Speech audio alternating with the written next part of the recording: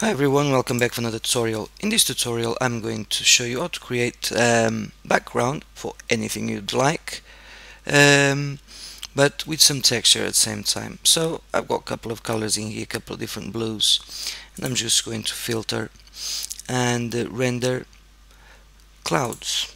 And I've got some clouds in here, a bit subtle and no texture at all. That's why we're going into the channels palette, which is right here. But if you don't see it, come into window, and then you can see the channels. It's right here, so open straight away.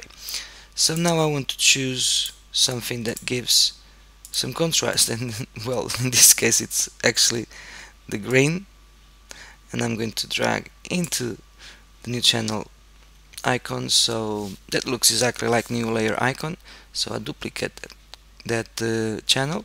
I'm going to image, adjustments, and I'm going to levels. I'm just going to darken up to give it more contrast, and I'll click OK. Now I'll click on RGB channel and back to the layers. Now very simply we add a new layer, and we fill with 50% gray.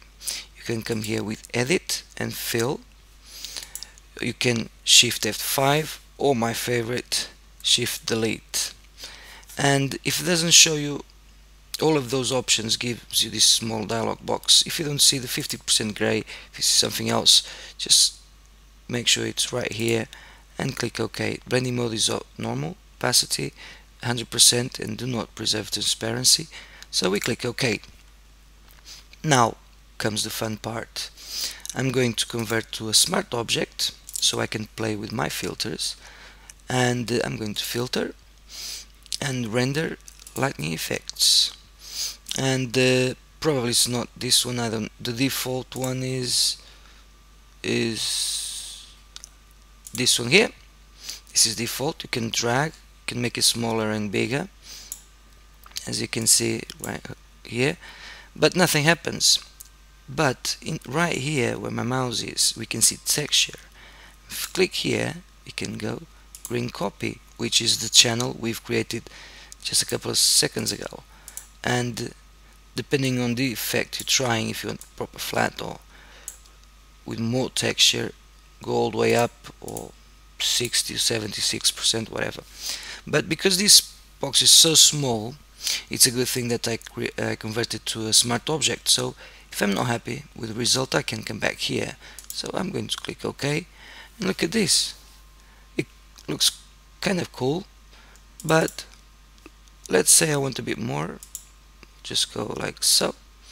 I'll click OK, and updates a bit more, and then we can add an adjustment layer, hue and saturation, and we can colorize it as we like, something like so. It does look quite cool, but you can do something as well. So I'm going to apply a levels right here in the clouds. I wouldn't do that normally, but so you'll have an idea. So now I'll click OK, and I'm going to filter, and I'm going to artistic, and let's see something crazy.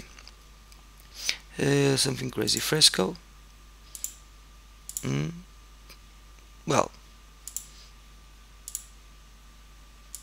let's see if I can get, trying to see something crazy so it's a bit more obvious. Well, I'll go like so. Okay, I've applied the plastic wrap. I'll click OK. Now I'm going back to channels, and bear in mind one thing, the other channel is still here. So you don't get confused, just get rid of it. And we're going into red channel, green, and blue. And we can actually do something. We can duplicate the red, and we're going to do the same to the green. The red, I'm going to leave it as it is, because as you can see it's quite cool. But with the greens, I'm going to image and adjust some levels just to get that extra bit of contrast. Yeah, it looks cool. So now I'm going to layers again, and now new layer, Shift delete 50% gray, and let's convert to a smart object.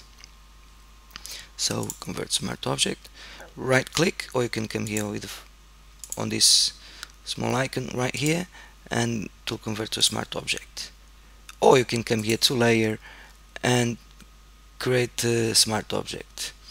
But let's go into filter and let's render some lightning effects, and I'm going to leave as it is, and it does look cool. However, let's see the other copy. Do you remember that red copy? Let's see how it looks. Wow, it looks quite cool. So you can do whatever you like. You can play with the different types of light.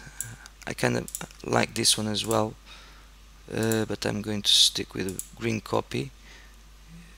And you can change the color if you'd like. I'm going to click OK. As you can see right here, just change the color, but I'm going to stick with this color, and I'm going just to open up a bit more. So looks cool. Let's see. Look at this. Whoa, quite bright, but you get the idea. You can create some cool effects with this, very simply. Some backgrounds for your desktop, or some photos you may want to do something with, and